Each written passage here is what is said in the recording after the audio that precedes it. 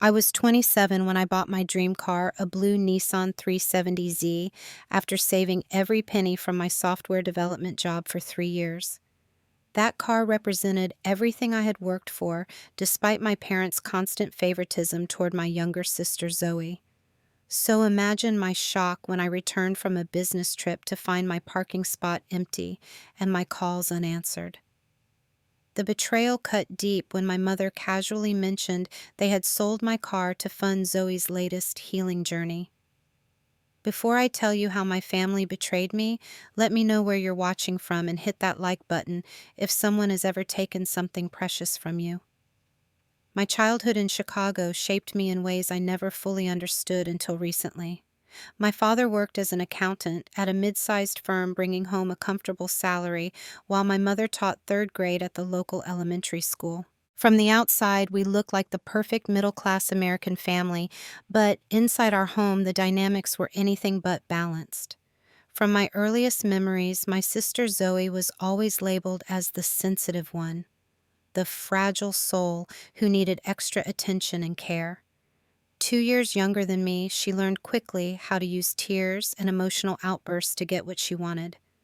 My parents responded by treating her like delicate china, always concerned about her feelings and needs above everything else. "Ivy, you need to understand your sister better," my mother would say whenever I expressed frustration. "She feels things more deeply than you do." That phrase became the soundtrack of my childhood. Whenever Zoe threw a tantrum over not getting her way, my parents would rush to comfort her while giving me disappointed looks as if I should know better than to upset the family's fragile emotional ecosystem. By the time I was 12, I had internalized the unspoken family rule Zoe's emotions mattered more than mine, so I stopped showing them altogether. Instead of seeking the approval and support I clearly wasn't going to get, I channeled my energy into independence and achievement. When my 8th grade science project won first place, my parents attended the ceremony but spent most of the time soothing Zoe, who was upset about not winning her own competition the week before. The pattern continued through high school, where I maintained a perfect GPA while participating in debate club and computer science competitions. "Ivy is fine on her own," I overheard my father telling a family friend once. "She's always been the strong one, the independent one. We don't worry about her." Those words cemented my understanding that in our family, being capable meant being overlooked. So I leaned into it, determined to build a life that wouldn't require their support or approval. When college application season arrived, I received several scholarship offers. My parents seemed proud but distracted as Zoe was going through what they called her difficult phase, skipping classes and hanging out with a concerning group of friends. The night I received my acceptance to a prestigious computer science program, the celebration dinner was cut short when Zoe called crying from a party. "We'll celebrate more this weekend," my mother promised as they grabbed their coats and car keys. We never did. I worked 3 jobs throughout college to cover expenses not covered by my partial scholarship. While my roommates received care packages and regular deposits into their bank accounts, I worked evening shifts at the campus library, weekend hours at a coffee shop, and took freelance coding jobs whenever possible. During those years, I would call home weekly, usually hearing about Zoe's latest crisis or my parents' exhaustion from dealing with her issues. When I mentioned my own challenges, the conversation would quickly return to more pressing family matters, meaning Zoe's newest drama. Despite these challenges, I graduated with honors and landed a junior developer position at a growing tech firm in Chicago. Within 2 years, I had received 2 promotions, and when an opportunity opened in the Seattle office, I took it without hesitation. The distance from my family felt like breathing fresh air for the first time. In Seattle, my career flourished. I made new friends, joined a hiking group, and found a community that valued me for who I was, rather than comparing me to someone else. For the first time, I felt seen and appreciated. Through careful budgeting and investing my bonuses wisely, I saved enough money to start thinking about a substantial purchase. I had always loved cars, particularly sports models, but had never allowed myself such an indulgence. Now approaching 30, with a stable career and growing savings, I decided it was time to reward myself for everything I had accomplished without family support. For 3 years, I researched models, compared features, and test drove options. I subscribed to car magazines, joined online forums, and learned everything I could about maintenance and ownership costs. This wasn't just going to be a car, it would be a symbol of everything I had overcome. When I finally walked into the dealership to purchase my blue Nissan 370Z, the salesperson commented on how unusually knowledgeable I was about the vehicle. I smiled, explaining that this purchase represented years of hard work and determination. "This isn't just a car to you, is it?" he observed as I signed the final paperwork. "No," I replied, running my fingers over the sleek key fob. "It's proof that I can provide for myself what no one else would." Then driving that car off the lot, feeling the power of the engine and the responsiveness of the steering, I experienced a sense of accomplishment unlike anything before. Each time I parked it outside my apartment building, I would look back and feel a surge of pride. That car represented every extra shift, every promotion earned through late nights, every sacrifice I had made to build my independent life. Meanwhile, Zoe's life continued on its chaotic trajectory.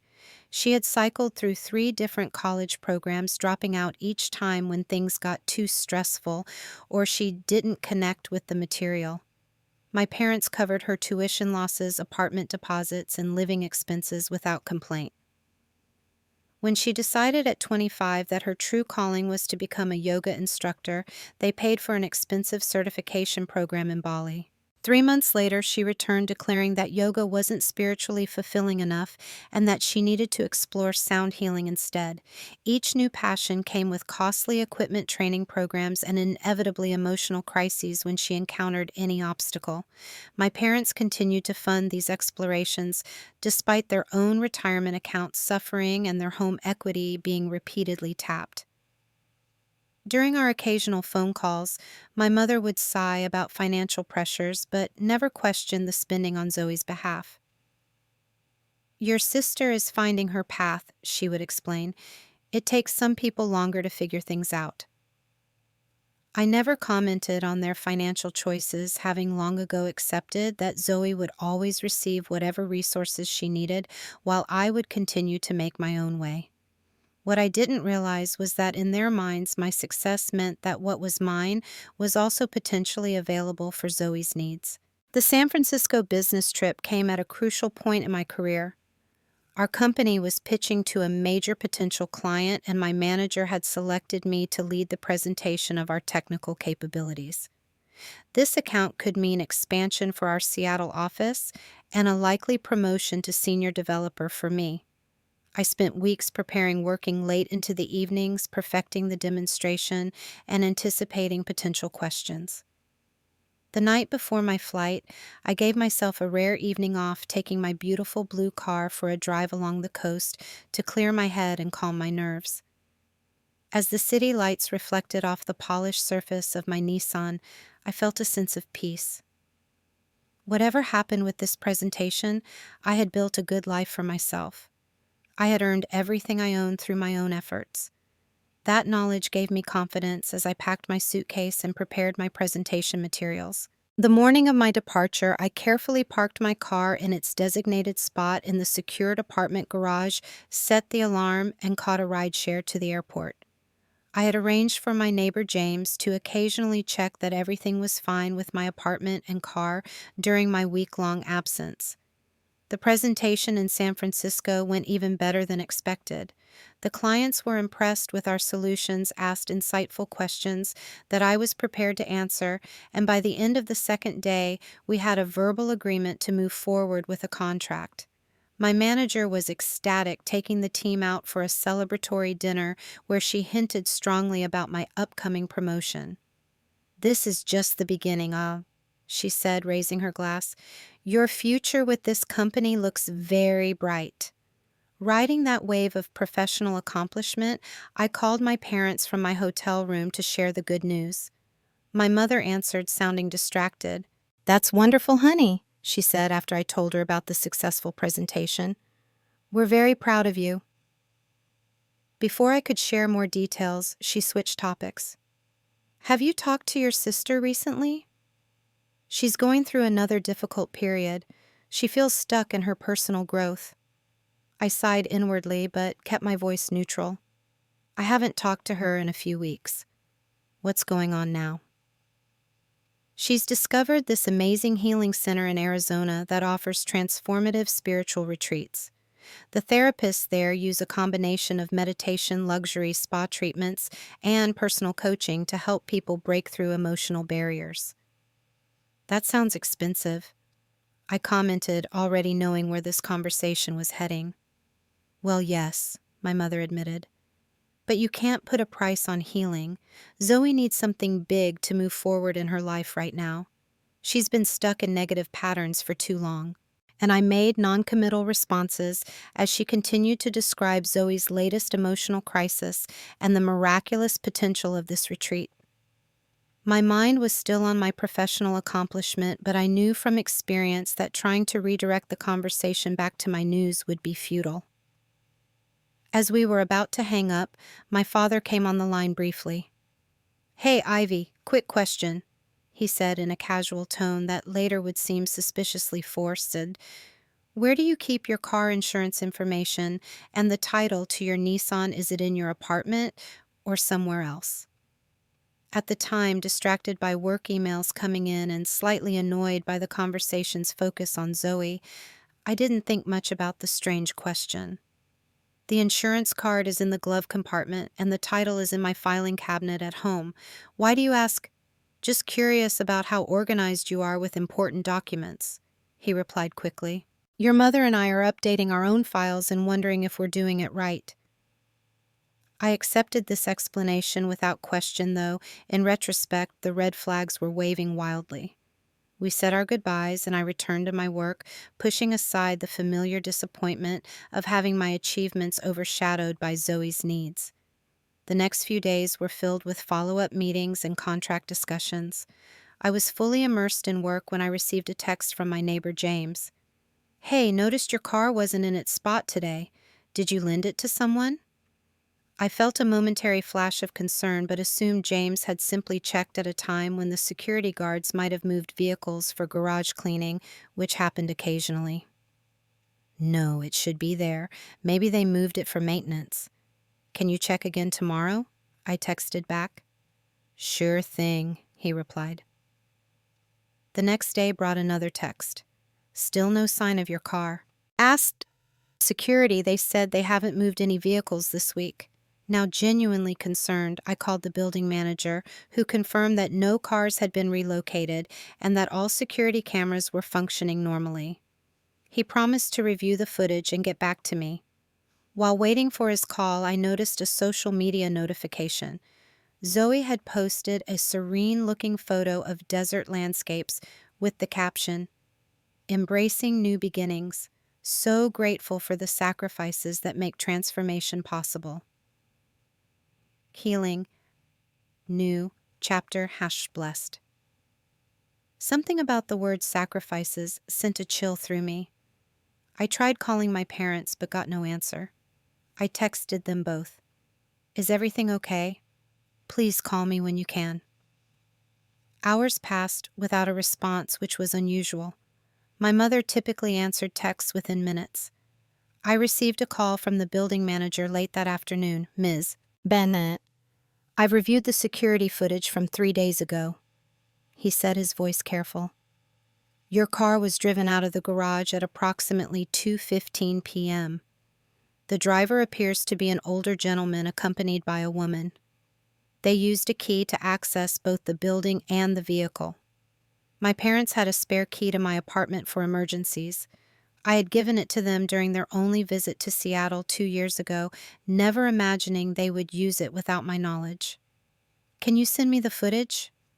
I asked, my voice surprisingly calm despite the growing knot in my stomach. When the email arrived with the video attachment, I watched as my father drove my beloved car out of the garage while my mother sat in the passenger seat. They had taken my car while I was away on business, without asking, without telling me. The final day of my business trip passed in a blur. I maintained professionalism in my meetings, but inside anxiety and anger swirled together. I changed my flight to return home a day early, desperate to understand what was happening. As the plane descended into Seattle, I received a cryptic message from a family friend. Called your parents' house looking for you. They mentioned you were contributing to Zoe's wellness journey. Not sure what that means, but thought you should know. The sick feeling in my stomach intensified. By the time the cab dropped me at my apartment building, I was prepared for the worst. Still seeing the empty parking space where my car should have been hit me like a physical blow. I stood there staring at the vacant spot, the culmination of 3 years of saving and a symbol of my independence now gone. I took the elevator to my apartment, half expecting to find it emptied of valuables as well. The apartment was untouched, but when I checked my filing cabinet, the car title was missing. My hands shook as I called my parents again. Straight to voicemail. I sent a text. I know you took my car. Call me immediately. When no response came after 30 minutes, I booked a flight to Chicago for the following morning. Whatever was happening, I needed to confront it face to face. The Uber from O'Hare to my parents' suburban home gave me time to process my racing thoughts.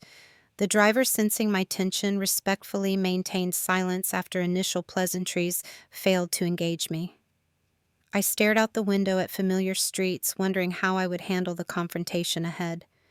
The house looked exactly as it always had, meticulously maintained, lawn seasonal wreath on the front door, my mother's prized hydrangeas blooming along the walkway. This unchanged exterior made what had happened feel even more surreal. I paid the driver and stood for a moment gathering my courage before walking up to the door. Instead of using my key, I rang the doorbell, suddenly feeling like a visitor rather than a daughter returning home. My mother opened the door, her expression shifting from welcoming to shocked as she registered my unexpected presence. "Ivy, we weren't expecting you," she said, her hand flying to her throat in a nervous gesture I recognized from childhood. "Why didn't you tell us you were coming?" "For the same reason you didn't tell me you were taking my car," I replied, stepping past her into the foyer. "Where's Dad?" "In his study, but Ivy, we should talk first." She attempted following as I made my way through the house. My father looked up from his computer, his face paling when he saw me standing in the doorway. "You're back early from your trip?" he said, removing his reading glasses and setting them carefully on his desk. "Where is my car?" I asked, my voice steadier than I felt. My parents exchanged glances, a silent communication that excluded me just as it had throughout my childhood. "Let's discuss this in the living room," my father suggested, standing up and gesturing toward the hallway. Once seated, an uncomfortable silence hung in the air until my mother broke it with an explanation that stunned me with its casualness. Zoe needed a significant change to move forward in her healing journey. She began as if discussing something as trivial as borrowing a sweater. "We found this amazing wellness retreat in Sedona that specializes in transformative experiences for people experiencing spiritual blockages." "What does this have to do with my car?" I interrupted. "Well," my father took over, clearing his throat, "these specialized programs aren't covered by insurance, obviously. The comprehensive package that Zoe needed was quite an investment. We've already stretched our credit to help with her previous therapies," my mother added, "and we couldn't take another home equity loan." The realization dawned on me slowly, too outrageous to immediately comprehend. "Are you saying you sold my car to pay for Zoe's spa retreat?"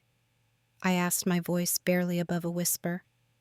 "It's not just a spa retreat," my mother corrected, her tone carrying a hint of indignation. "It's a comprehensive healing experience with world-renowned spiritual guides and therapists." "The opportunity came up suddenly," my father explained. "They had a cancellation and could take Zoe immediately, but we needed to pay in full within 48 hours to secure the spot." "So you stole my car?" I asked, the words feeling surreal as they left my lips. "We didn't steal it," my mother responded, her voice taking on the condescending tone she used when she thought I was being difficult. "We're your parents. We just made a decision that was best for the family." "Best for Zoe, you mean," I corrected. "Your sister needs this Ivy," my mother insisted. "She's been struggling for years to find her path. This program has an 87% success rate for helping people like her discover their true purpose. And thanks to your car, she's healing," my mother added with a smile that suggested I should feel good about this outcome. The absurdity of the situation hit me all at once, and I couldn't help the laugh that escaped my lips, surprising even myself. "Why are you laughing?" my father asked, looking genuinely confused. "Because this is insane," I replied, shaking my head. "Do you even know what this healing retreat actually involves?" They exchanged another look. "The brochure was very impressive," my mother offered. "They use a combination of ancient wisdom traditions and modern therapeutic approaches." I pulled out my phone and opened Zoe's Instagram account, which I rarely checked but had looked at on the plane. I turned the screen toward them, displaying a series of photos my sister had posted over the past few days. "This is Zoe healing," I said as they stared at images of my sister lounging by an infinity pool, getting a hot stone massage, taking selfies with a sunset yoga class, and enjoying what appeared to be an elaborate multi-course dinner with wine pairings. "This isn't therapy. It's a luxury vacation that you paid for with my stolen property." "She's doing the inner work too," my mother defended weakly, but I could see doubt creeping into her expression as she swiped through more photos. "How much did this healing journey cost?" I asked, addressing my father directly. He shifted uncomfortably. "The comprehensive package was $35,000. I felt like I'd been punched in the stomach. "And how much did you sell my car for?" "We got $28,000 for it," he admitted. "We had to price it to sell quickly. My car had been worth at least $45,000. They had essentially given away $17,000 of my equity to expedite their plan. We covered the difference from our retirement account," my mother added, as if this sacrifice should impress me. "Where's the title?" I asked, my voice now icy calm. My father hesitated. "We transferred it to the buyer." "And how exactly did you do that without my signature?" The silence that followed confirmed my suspicion. "You forged my signature," I stated rather than asked. "That's fraud, Dad. You committed a crime." "Now let's not get dramatic," my mother interjected. "Your father simply signed the paper. It's not like we're strangers. We're family." "Family doesn't steal from each other," I replied. "Family asks permission before taking something that doesn't belong to them."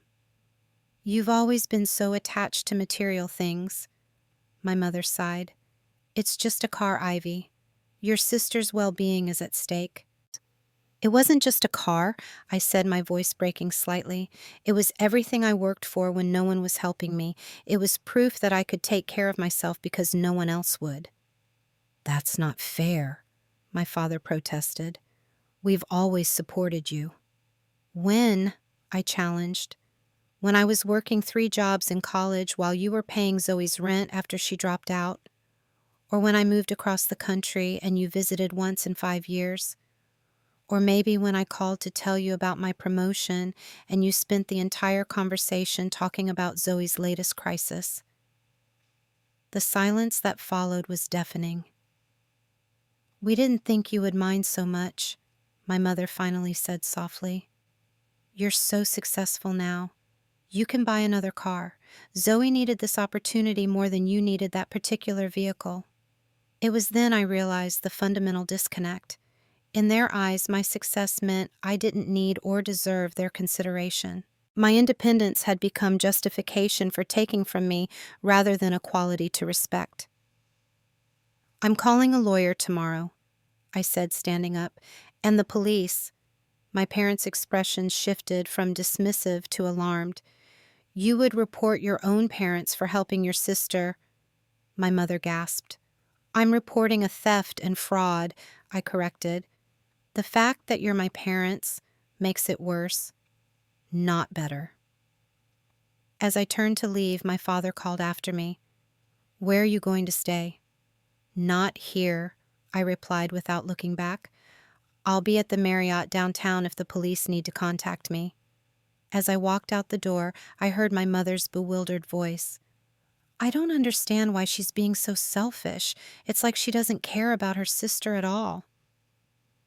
I stepped into another Uber, requested a ride to the hotel, and sat in silence as the family home receded in the distance.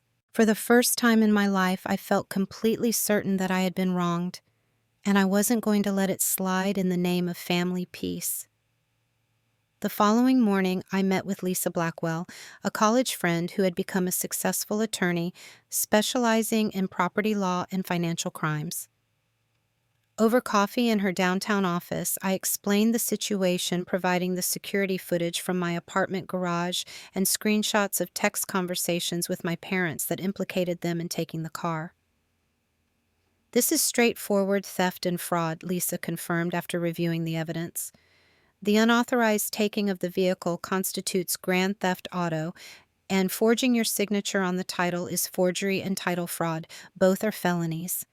She leaned back in her chair, studying me with concern. But, Ivy, these are serious charges to bring against your parents. Are you sure you want to pursue this legally rather than trying to resolve it within the family? They've already shown they don't respect family boundaries, I replied. I've spent my entire life having my needs considered secondary to my sister's. This crossed a line I can't ignore. Lisa nodded, understanding. All right then, let's file a police report and contact your insurance company. Since the vehicle was sold under fraudulent circumstances, the title transfer isn't legally valid. The current owner has a car with a clouded title. The process of filing the police report was surreal. Sitting in the station describing how my parents had stolen my car and forged my signature felt like an out-of-body experience. The officer taking my statement maintained a professional demeanor, but I could see the surprise in his eyes as the story unfolded. We'll be investigating this matter, he assured me after taking copies of all my evidence. Fraud and vehicle theft are serious offenses regardless of family relationships. By that afternoon, news of the police report had reached my parents. My phone exploded with messages and calls, not just from them, but from extended family members who had been informed of the situation from my parents' perspective. How could you involve the police? We're your parents. Your sister is having a breakdown over this. Is that what you wanted? This can still be resolved without ruining everyone's lives. I silenced my phone, overwhelmed by the onslaught. Only one message gave me pause, from my Aunt Sarah, my mother's sister, Ivy. I just heard what happened. I'd like to talk when you're ready. There's more to this family history than you know. The family divisions became increasingly clear over the next few days. While my parents mobilized most relatives to pressure me into dropping the charges, a smaller contingent, led by Aunt Sarah and my maternal grandparents, expressed support for my position. Your grandfather is very upset about what your parents did, Aunt Sarah told me when we met for dinner. He doesn't understand how they could take something you worked so hard for. Mom and Dad seem to think anything I have is fair game if Zoe needs it, I said. Aunt Sarah sighed heavily. This pattern goes back further than you know. Your mother was always the favored child in our home, just like Zoe is in yours. When I see how they treat you, it's like watching my own childhood play out again. This revelation opened my eyes to the generational nature of our family dysfunction. It wasn't just about a car or even about Zoe. It was about entrenched patterns of favoritism and scapegoating that had been normalized through generations. The family group chat became a battleground as various aunts, uncles, and cousins weighed in on the situation. Some demanded I drop the charges to keep the peace, while others defended my right to protect my property. 3 days into this family chaos, Zoe returned from her retreat. Rather than lying low after the controversy her trip had caused, she made a dramatic appearance at the hotel where I was staying. The front desk says there's a Zoe Bennett insisting on seeing you. The hotel concierge informed me by phone. She seems quite agitated. Would you like me to have security escort her out?" Zoe was pacing the lobby, looking tanned and somehow both relaxed and indignant. Her designer yoga outfit and fresh highlights suggested the healing retreat had included plenty of pampering. "How could you do this to Mom and Dad?" she demanded as soon as she saw me. "They were just trying to help me, and now they might go to jail." "They stole my car, Zoe," I replied calmly. "They committed fraud." "It's just a stupid car," she exclaimed, drawing looks from other hotel guests. "You can buy another one." My mental health was at stake. "Your mental health is always at stake," I responded, "and somehow the solution always involves taking something from me." Zoe's face flushed. "That's not true." "Isn't it? What about my college fund that mysteriously went to your third attempt at art school? Or Grandpa's inheritance that was supposed to be split between us, but somehow all went to your fresh start in California?" Her expression shifted, surprise replacing indignation. "You knew about those. I suspected. Now I know for sure," I said, realizing that my shot in the dark had hit its mark. "What else have they taken from me to give to you, Zoe?" She looked down suddenly, unable to meet my eyes. "The money from selling Mom's mother's jewelry was supposed to be split between us too," she admitted quietly. "They told me you didn't want your share." The revelation stung, though I wasn't surprised. "They've been gaslighting both of us, Zoe. Making me believe I don't deserve what everyone else gets and making you believe you can't survive without taking from others." She looked up, confusion evident in her expression. "But I really do need help, Ivy. The retreat was amazing. I feel so much clearer now." "I'm glad," I said sincerely, "but your healing shouldn't come at the cost of my security. That car was paid for with 3 years of my savings. It represented my independence." "Mom and Dad said you wouldn't miss it that much," she murmured. "They said you were doing so well you probably wouldn't even care." "And you believed them because it was convenient," I pointed out. "Just like you believe them when they tell you you're too fragile to support yourself or too special to live within a budget." This conversation revealed more than just the car theft. It uncovered a pattern of systematic financial exploitation spanning years. My parents had been redistributing resources meant for me to Zoe, all while telling each of us stories that maintained the status quo of her dependence and my exclusion. The family intervention was Aunt Sarah's idea, though I'm sure she regretted it almost immediately. The gathering at her house included my parents, Zoe, my grandparents, and 2 cousins who had always been close to our family. The tension in the room was palpable as everyone took seats around Sarah's dining table. "We're here to find a resolution," Aunt Sarah began diplomatically. "What happened with Ivy's car has brought up issues that clearly go beyond just this incident." My father started with what he clearly considered an olive branch. "Ivy, your mother and I understand that you're upset. We should have discussed the situation with you first." "Discussed," I repeated incredulously. "You should have asked permission, and when I said no, which I would have, you should have respected that." "You don't know that you would have said no," my mother interjected. "If you'd seen how desperate Zoe was, how much she needed this opportunity." "I've seen Zoe desperate for new opportunities my entire life," I replied. "That doesn't give anyone the right to steal from me." "We were going to pay you back," my father assured me, "once our investments recover." "That's not the point," I insisted. "You took something that wasn't yours to take. You forged my signature. You sold my property without permission." "We're your parents." My mother sighed as if this simple fact should override all legal and ethical concerns. "Sometimes parents have to make difficult decisions for the family." "I'm 32 years old," I reminded her. "You don't get to make decisions about my property, difficult or otherwise." My grandfather, usually quiet in family disputes, cleared his throat. "Frank, Catherine, what you did was wrong," he stated firmly, surprising everyone. You stole from your daughter. There's no justification for that.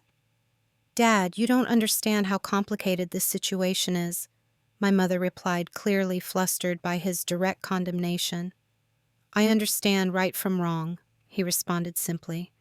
Zoe, who had been uncharacteristically quiet, suddenly burst into tears. Everyone's acting like I'm some kind of villain, she sobbed. I'm the one suffering from anxiety and existential depression.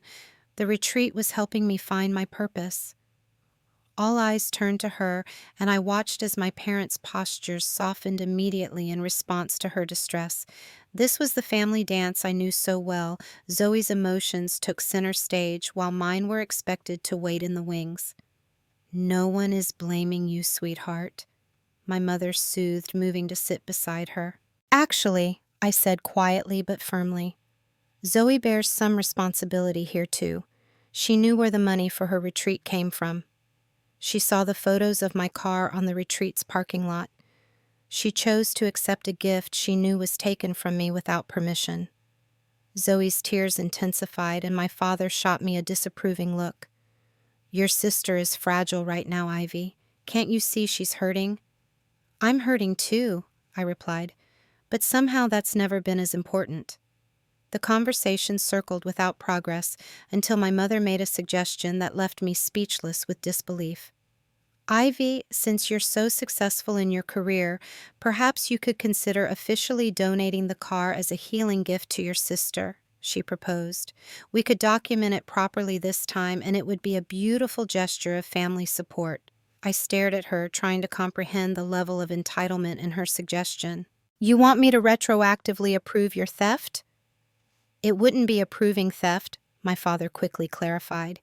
It would be recognizing that family resources should go where they're most needed. Your sister needs support for her healing journey more than you need a luxury sports car. The fact that I've earned nice things doesn't mean they're up for redistribution, I said. My success doesn't make me less deserving of keeping what I've worked for.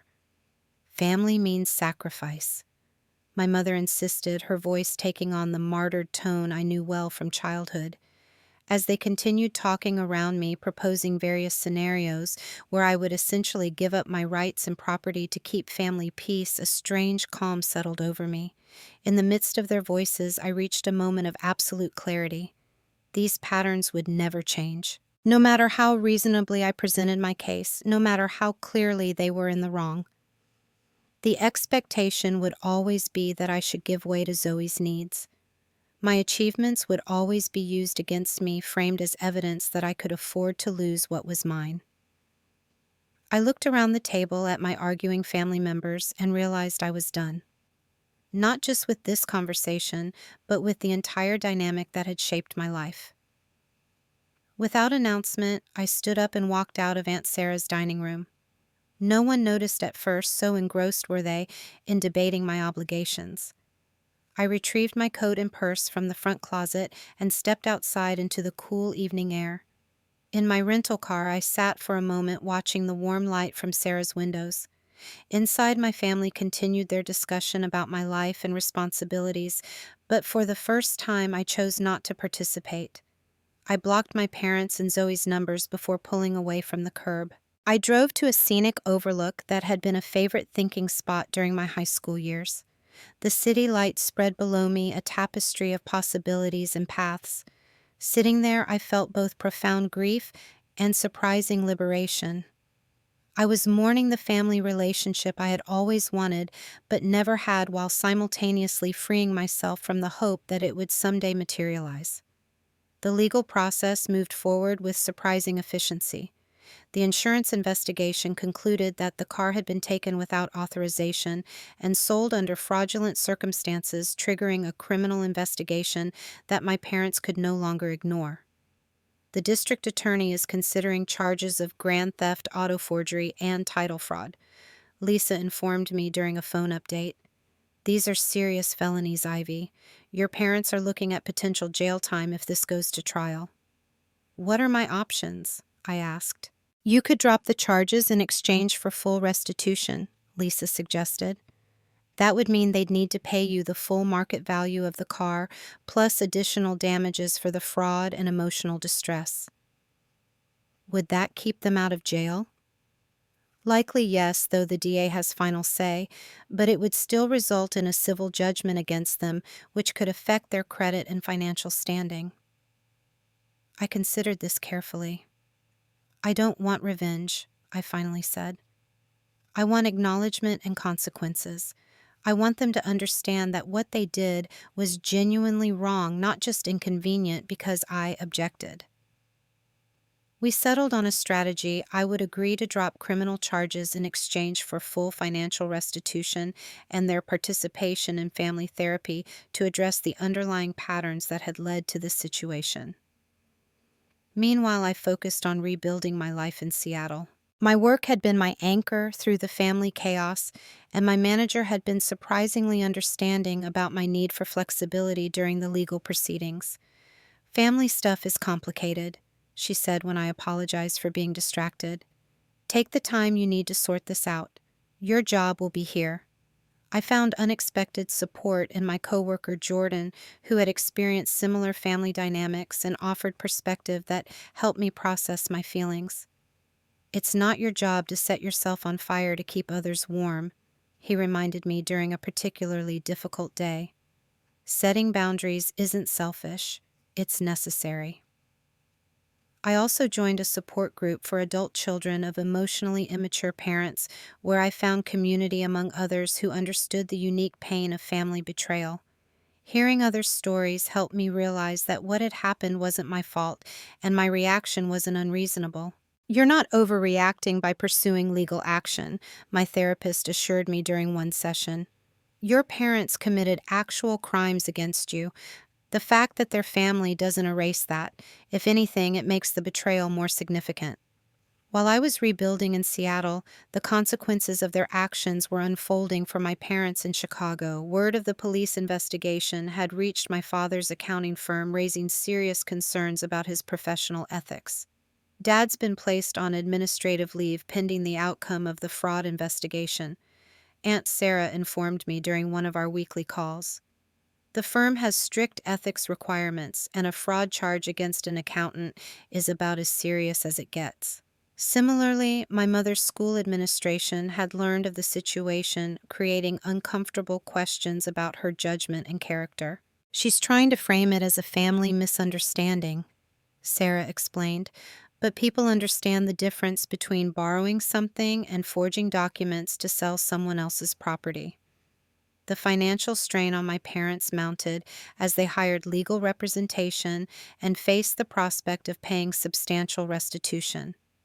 The retreat center where Zoe had stayed refused to offer any refund, despite the controversy surrounding how the trip was funded. "They've had to list their house," my grandfather informed me sadly. "They simply can't afford the legal fees and potential settlement while maintaining the mortgage." While I felt no joy in their hardship, I recognized it as a natural consequence of choices they had made. For perhaps the first time in their lives, my parents were facing real accountability for their actions. Throughout this period, Aunt Sarah became an unexpected ally and source of family history I had never known. "Your mother was always the golden child in our family," she explained during one of our conversations. "Nothing I did was ever quite good enough while Catherine could do no wrong. I see the same pattern with how they treat you and Zoe." "Did you ever confront our grandparents about it?" I asked. "Many times, but they denied it was happening," she replied. "Just like your parents deny their favoritism, these patterns get so deeply ingrained that people can't see them anymore." This perspective helped me understand that what had happened wasn't simply about a car or even about me. It was about generational patterns of favoritism and scapegoating that had been normalized in our family for decades. As part of my healing process, I decided to search for information about the current owner of my car. Through the insurance investigation, I learned that the buyer was a dental surgeon who had purchased the vehicle as a gift for his son's college graduation. He had no idea the title was fraudulent. the insurance investigator reported. He's cooperating fully with the investigation and is himself considering legal action against your parents for misrepresentation. When the insurance settlement finally came through, I faced a decision: should I buy another sports car similar to what I had lost or choose something different that wouldn't carry the painful associations. After much consideration, I selected a different model entirely. A sleek electric car that represented not just a replacement, but an evolution. This vehicle would symbolize not what I had lost, but what I was building now, a new life with clear boundaries and self-respect at its foundation. The day I drove my new car home, I felt a sense of reclaiming not just material property, but my right to prioritize my own needs and protect what was mine. The keys in my hand represented more than transportation. They were a tangible reminder that I deserved security and respect. 1 year after the theft of my car, my life looked dramatically different. I had moved to a new apartment in a different Seattle neighborhood, partly for the change of scenery and partly for the enhanced security features of the building. My career had continued its upward trajectory, with the promotion coming through as expected and new responsibilities that challenged and engaged me. My new car sat in a reserved spot visible from my living room window, a daily reminder of my resilience and capacity to rebuild. I had installed additional security measures, including a tracking system and cameras, not out of ongoing fear, but as a commitment to protecting what I valued. My relationship with my family had transformed as well. After months of negotiations through attorneys, my parents had finally agreed to my terms: full financial restitution for the car at its market value, plus damages and participation in family therapy to address the underlying issues. The therapy sessions, conducted remotely with a specialist in family systems, had been revealing and difficult. My parents initially approached the process with reluctance, viewing it as simply a requirement to avoid criminal charges rather than an opportunity for growth. "We've already apologized," my mother complained during an early session. "I don't understand why we need to keep talking about this." "An apology without changed behavior isn't really an apology," the therapist gently pointed out. "It's just words." Over time, however, small shifts began to occur. My father in particular seemed to gain insight into the impact of their actions, not just regarding the car, but throughout my life. "I never realized how often we dismissed your feelings and achievements," he acknowledged during one particularly emotional session. "We were so focused on Zoe's needs that we convinced ourselves you didn't have any." My mother found these realizations more difficult to accept. Her identity had been built around being the devoted mother of a special needs child, with Zoe's various crises providing her with purpose and moral authority. Recognizing her role in creating unhealthy family dynamics threatened that self-image. "I was just trying to be a good mother," she would insist whenever confronted with evidence of favoritism.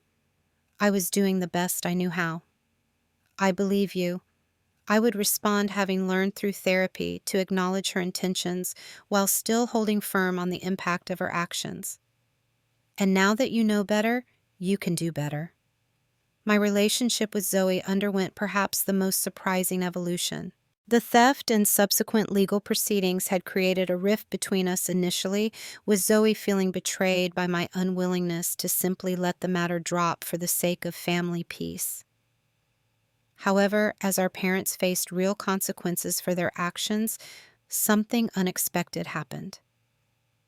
Without their constant reinforcement of her fragility and specialness, Zoe began to develop a more realistic sense of herself and her place in the world.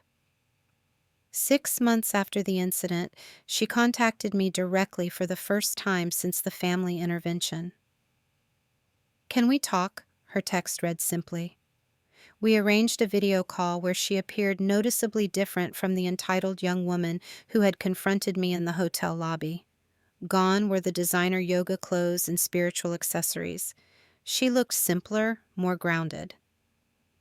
"I've been doing some real work on myself," she told me. "Not at a luxury retreat, but with a therapist who specializes in family dynamics. I'm starting to see things differently. What things? I asked cautiously. How Mom and Dad set us up to play certain roles. How I learned to use my emotions to get what I wanted. How unfair that was to you. She paused, visibly uncomfortable. I'm sorry, Ivy. Not just about the car, but about everything. About taking without questioning, about believing I deserved special treatment at your expense. Her words felt like the first genuine communication we'd had in years, possibly ever. It wasn't a complete transformation, and I maintained healthy skepticism about how deep or lasting her insights might be, but it was a start. Over the following months, we began rebuilding our relationship on new terms. No longer was I the strong, successful sister expected to sacrifice for the fragile, special one. Instead, we were two adult women with different strengths and challenges learning to relate as equals. I got a job, she told me during one of our monthly calls.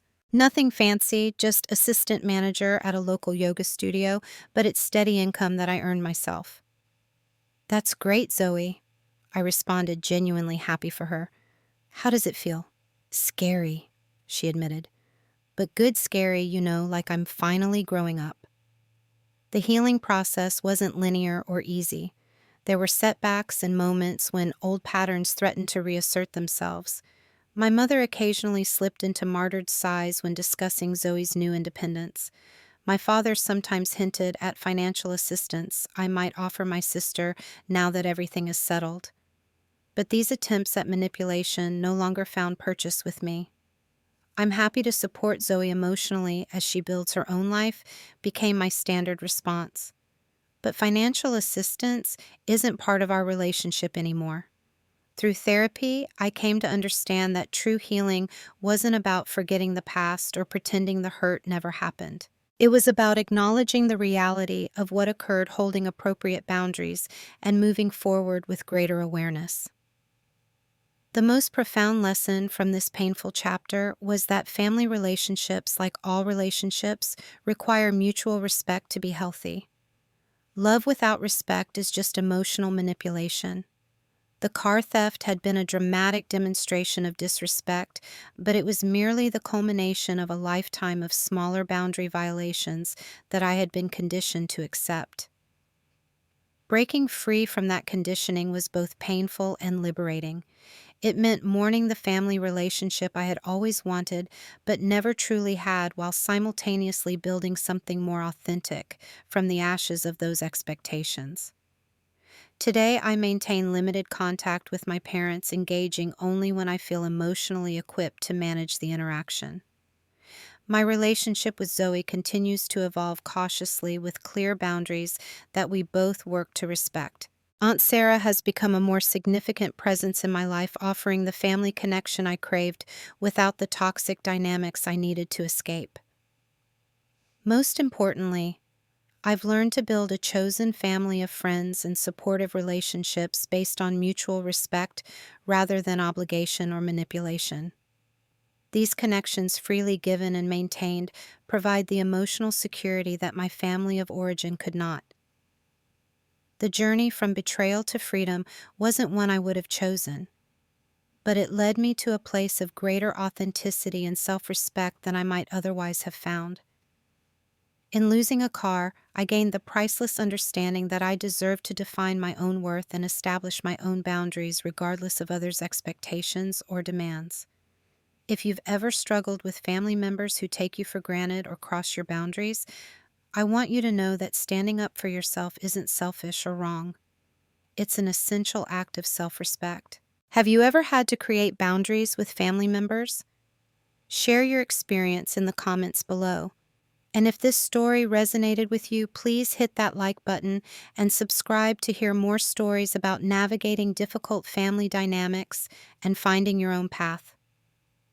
Remember, you deserve to be treated with respect, especially by those who claim to love you. Thank you for listening to my story today.